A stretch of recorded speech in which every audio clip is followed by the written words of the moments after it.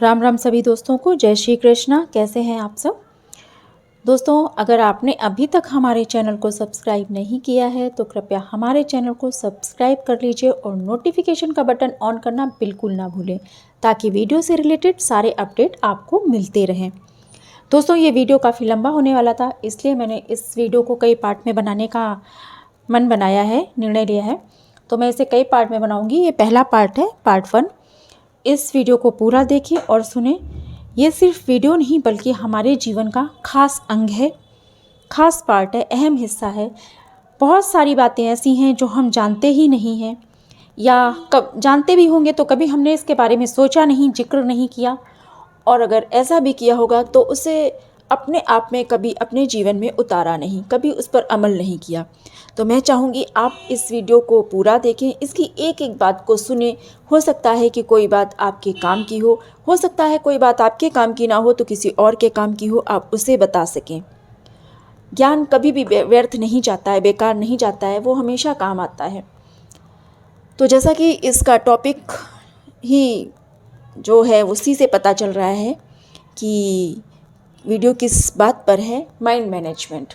जी हाँ दोस्तों, माइंड ही हमारा मन है, यही दिमाग है, इसी को माइंड बोलते हैं। इस मन की दुनिया में फंसा हुआ जीव संसार में दुख पाता है। इस मन की ही दुनिया में फंसा हुआ जीव संसार में दुख पाता है, और जो इस पर विजय पा लेता है उसे हम कहते हैं योगी। हम योगी किसे कहते हैं? कौन होता है योगी?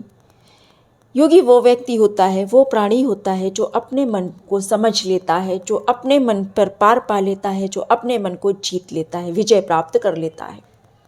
याद रहे, मन ही संसार है। जिसने मन को समझ लिया उसने सारे संसार को समझ लिया, और जिसने मन को पार पा लिया उसने सारे संसार को पार पा लिया। ये मन ही संसार है। इसलिए संसार को पार पाना है तो पहले अपने मन को जीतना होगा, अपने मन को पार पाना होगा। इसीलिए कहते हैं कि मन के जीते जीत है, मन के हारे हार, मन के जीते जग जीते और मन के हारे जग हारे। अगर आपने मन को जीत लिया तो जग को जीत लिया, और मन से हार गए तो जग से हार गए। आपको कोई विजयी बना नहीं सकता फिर। तो इसीलिए इंसान को अपने मन को जीतना चाहिए। आप मन जीत लेंगे तो सारे संसार पर विजय प्राप्त कर लेंगे। मन से हार गए तो कुछ नहीं कर सकते। याद रहे, इसी को इंग्लिश में लोग बोलते हैं विल पावर। विल पावर मजबूत करो तब आप कुछ कर पाओगे। तो विल पावर क्या है? ये मन ही तो है। इच्छा, विल यानी इच्छा। इच्छा भी क्या है? इच्छा भी हमारा मन ही है। अलग अलग कामों के हिसाब से हम इसे अलग अलग नामों से जानते हैं, परंतु होते ये सब एक ही हैं। इच्छा, मन, दिमाग, बुद्धि, ज्ञान, क्या है ये सब? ये एक ही है। इन्हें अलग अलग कार्यों के हिसाब से अलग अलग नाम से जानते हैं। तो बड़े बड़े सिकंदरों ने भी सोचा, हिटलर जैसे लोगों ने भी सोचा, बहुत से आप जैसों ने भी सोचा होगा कि इस संसार को जीत लेंगे, साम दाम दंड भेद से जीत लेंगे। कोई तो ऐसी तरकीब होगी जिससे वो जीत लेंगे, कुछ ना कुछ तो ऐसा होगा। परंतु ऐसा नहीं है। लोग सोचते वो परचम फहरा लेंगे, लेकिन वो सब के सब हारे। ये लोग भी हार गए। क्यों? क्योंकि उन्होंने अपने मन को ही नहीं जीता और संसार को जीतने चले। एक बात और दोस्तों, कि अगर आप मन को जीत लेंगे तो संसार को जीतने की नौबत ही नहीं आएगी। वो स्वयं ही जीता जिताया हो जाएगा। और अगर आप मन को नहीं जीत पाएंगे तो संसार से हमेशा हारेंगे। आप देखते हैं बहुत से लोग ऐसे होते हैं जो ज्ञान के दम पर, अपने आत्मबल के दम पर, जो उन्होंने बहुत ऐसी कलाएं और विधाएं सीखी होती हैं, जो लोगों के मन की बात जान जाते हैं, लोगों का फेस रीडिंग कर लेते हैं। लोगों को देखते हुए वो जान जाते हैं कि इनके मन में क्या चल रहा है, ये किस टाइप के, ये क्या सोच रहे हैं, अब ये क्या करेंगे, इसका अच्छा इन्होंने ऐसा किया, ये ऐसे देख रहे हैं तो अब ये करेंगे। वो कौन से लोग होते हैं? वो लोग होते हैं जो मन को समझ जाते हैं। जब अपने मन को समझ लेंगे तो आपको मन को समझना आ जाएगा, और दूसरे के मन की बातें भी आपको समझ में आने लगेंगी। बुद्ध, गुरु नानक, कबीर, रैदास, दादू दयाल, इन सब लोगों को संसार जीतने की फिक्र कभी भी नहीं थी। इन्होंने कभी इस बात की फिक्र ही नहीं करी कि ये संसार को जीत लें।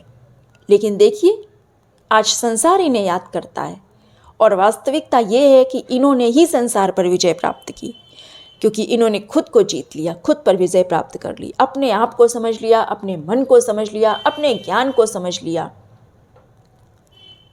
अपने ज्ञान को कैसे समझा? अपना ज्ञान यानी जिस ज्ञान को उन्होंने सीखा उसको भी मन को जीतने के बाद ही सीखा, तब वो उनका ज्ञान बना। महावीर, श्री जैनी आखिर तीर्थकर हुए। उन्होंने वीरता की। कौन से तीर तलवार चलाए थे, कौन सी गदा चलाई थी, कौन से ऐसे दंगल किए थे, कौन से ऐसे युद्ध जीते थे जिससे वो वीर कहलाए, वीर बन गए।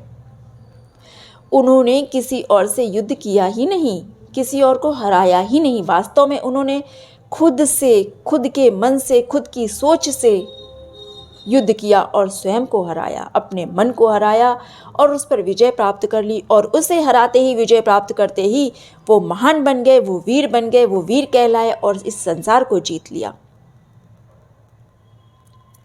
उन्होंने अपने मन को समझ लिया। मैं बार बार ये शब्द बोल रही हूँ, इसका बहुत महत्व है।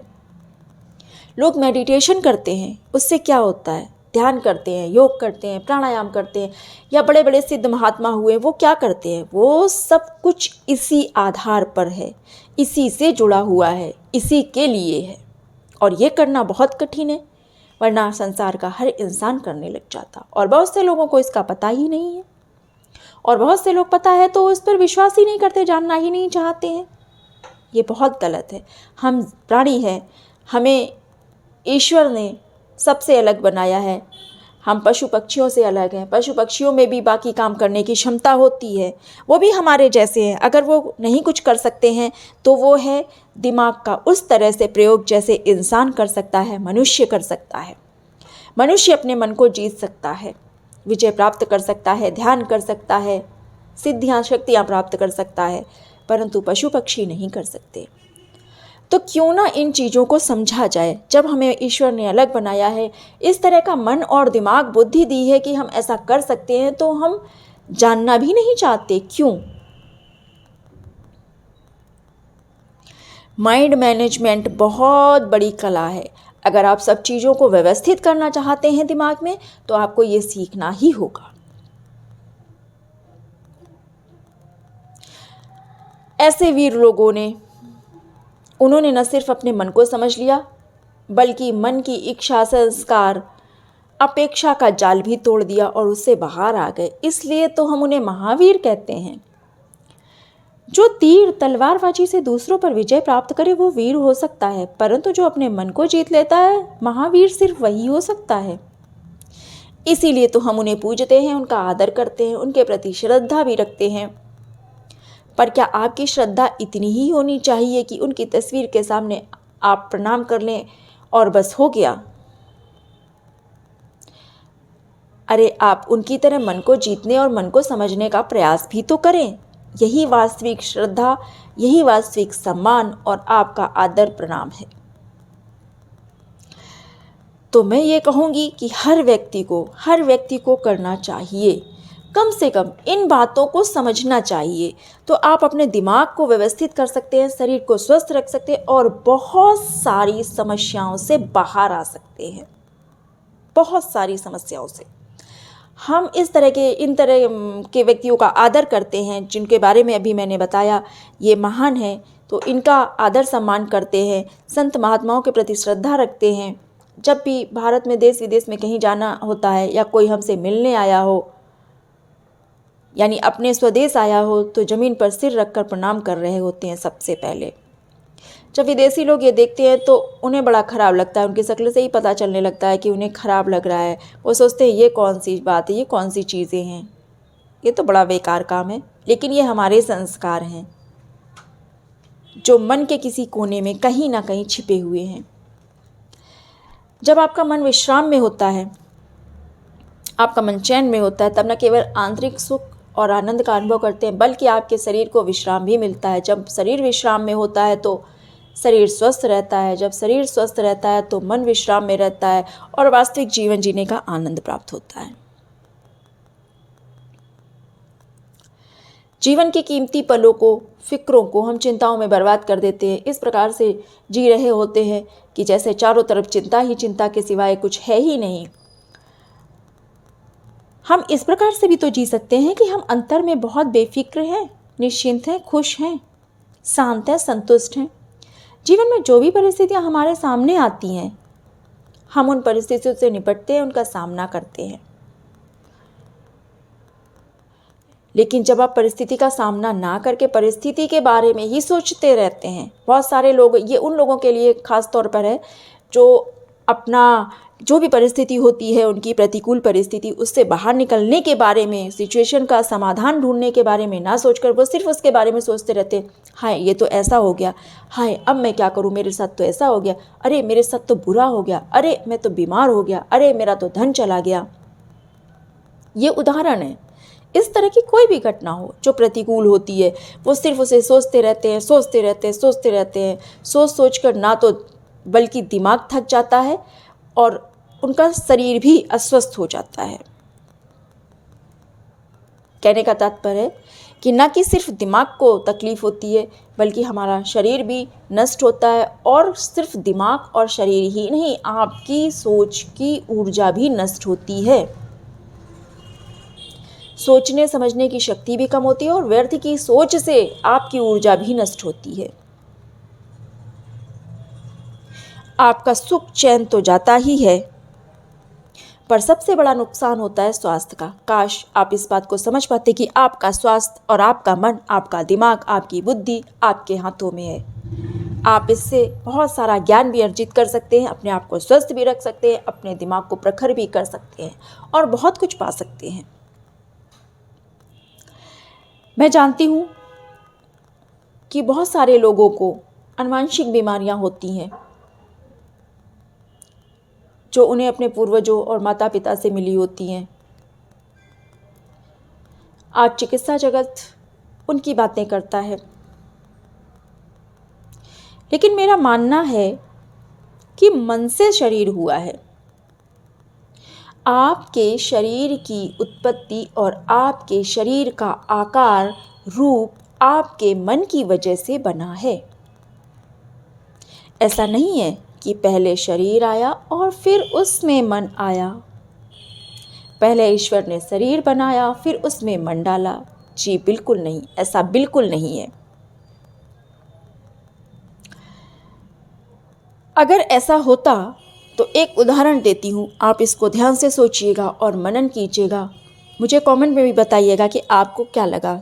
आपने सोचा तो आपको दिमाग में आपके क्या बात आई, आपको क्या प्रतीत हुआ, क्या थॉट आया।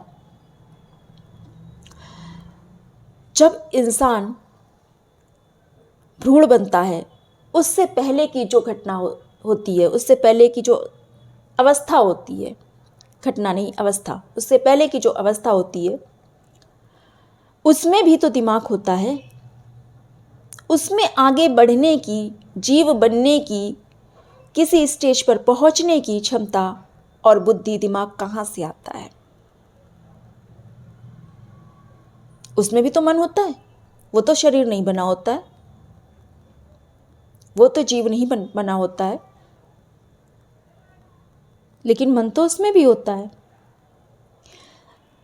तो पहले ईश्वर ने, प्रकृति ने मन बनाया और फिर शरीर को बनाया। तो मेरा मानना है कि शरीर में से मन नहीं निकला, परंतु मन में से शरीर बना। अगर आप लोग इस पर सोचते हैं और आपको कोई और उदाहरण समझ में आता है, कोई और बातें समझ में आती हैं, आपके पास कोई ज्ञान है इससे संबंध में, इससे संदर्भ में, तो मुझे कमेंट में लिखकर ज़रूर बताइएगा।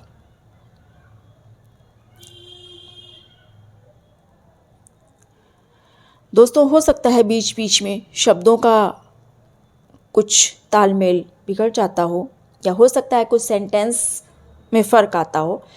जब आप फ्लो में किसी बात को बोलते हैं, या तो आप लिख कर बोलें, और अगर लिख कर नहीं बोलते तो आपके दिमाग में कुछ आता है, तो ऐसा हो जाता है। परंतु चीज़ें ऐसी नहीं हैं कि आपको समझ में ना आए। और अगर आपको कोई समस्या आती है, कोई दुविधा होती है, तो अपनी राय हमें ज़रूर दें। खैर, कोई बात नहीं। आपको ये समझना चाहिए कि आपका शरीर क्या है, आपका मन क्या है।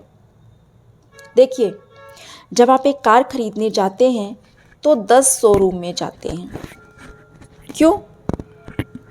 क्योंकि आप उस पर रिसर्च करते हैं, उसके बारे में पूरी जानकारी कर रहे होते हैं, इंटरनेट पर भी सर्फिंग करते हैं, 10 लोगों से उसकी राय लेते हैं कि भैया कौन सी गाड़ी अच्छी है, मैं कौन सी गाड़ी लूँ, ऐसा ना हो मेरा पैसा फंस